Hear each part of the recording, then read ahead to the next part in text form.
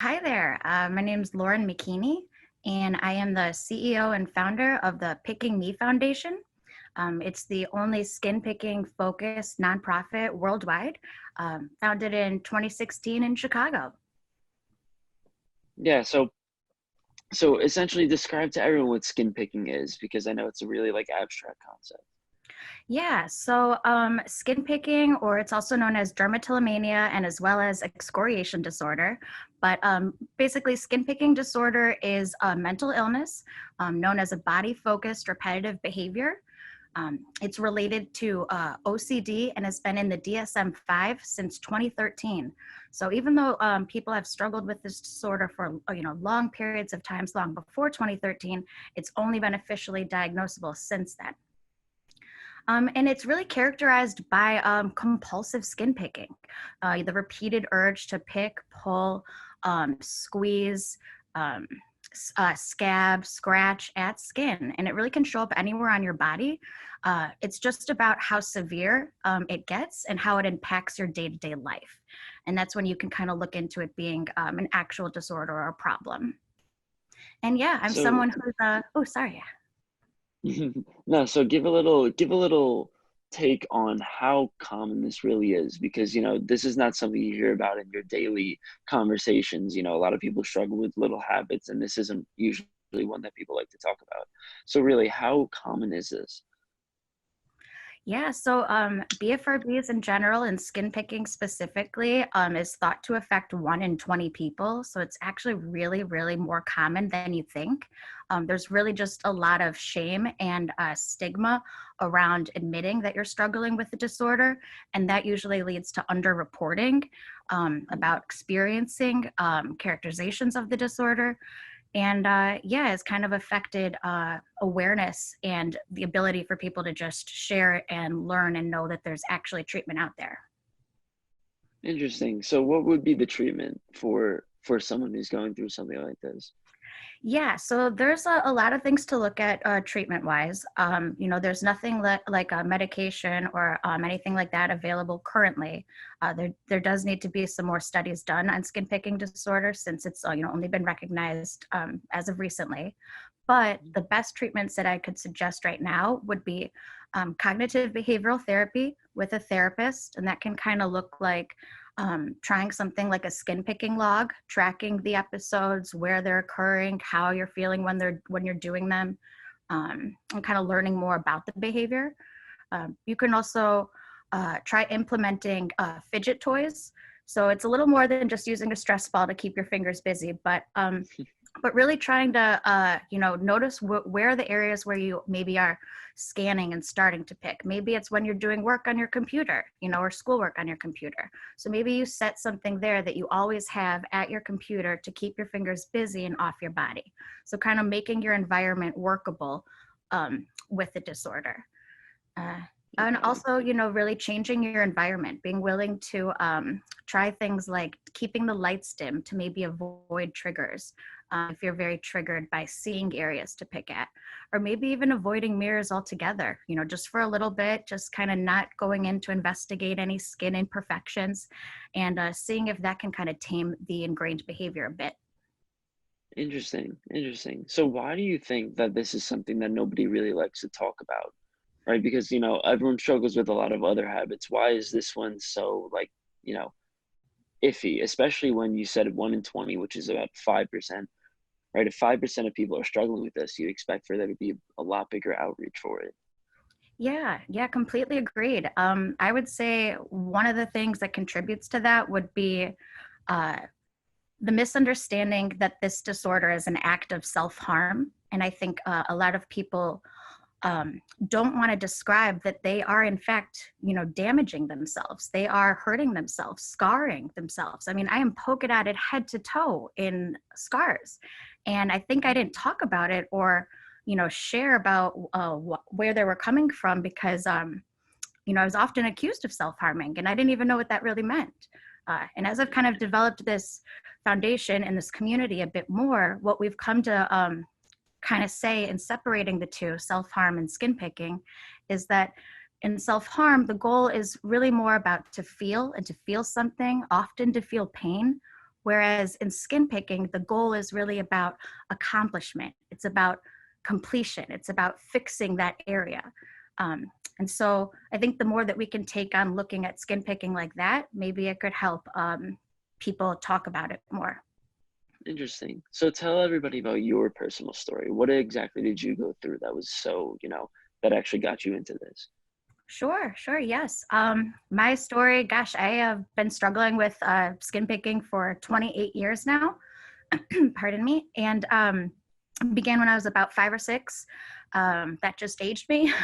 um, and I remember picking, but there's also pictures of me in my swimsuit with all little girls lined up on the lake, and I'm just have these red sores, polka dotted all over my body. And I was that kid that had mosquito bites start in the summer, but they lasted till Christmas because I kind of just kept scratching at them. For me, I think it was a way I was regulating stimuli. So maybe if I was feeling anxious or nervous about something, my hands would kind of wander and start to pick. Or the opposite, if I was maybe bored and just laying around watching TV, my hands would kind of wander and start to pick.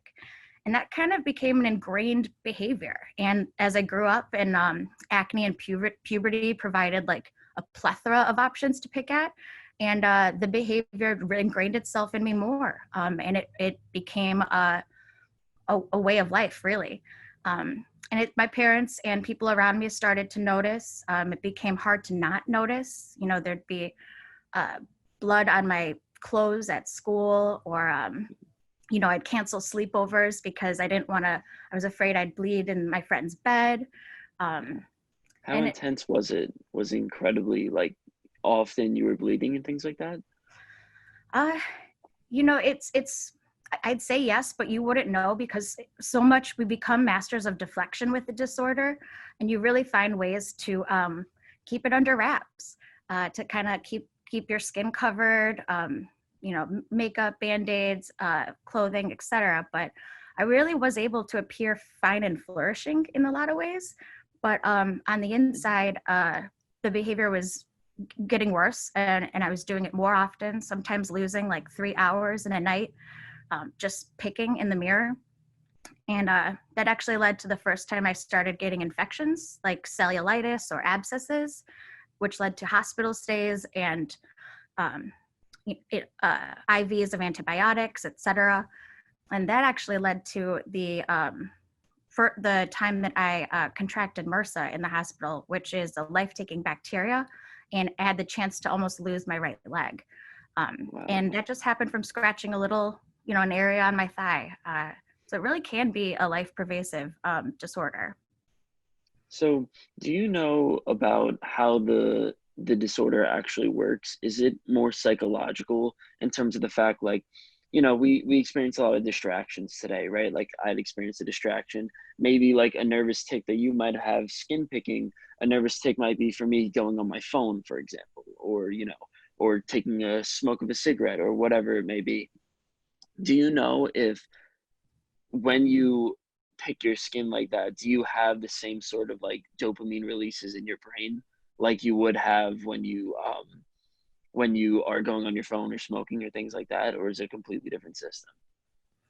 I think that you can say it would relate to that.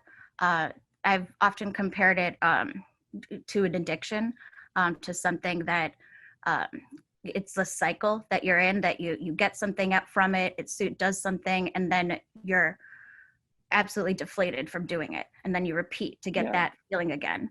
Um, and but I'd say there still needs to be more studies to officially say, but as personal experience and the way you're describing it, yeah, I can see a relation there.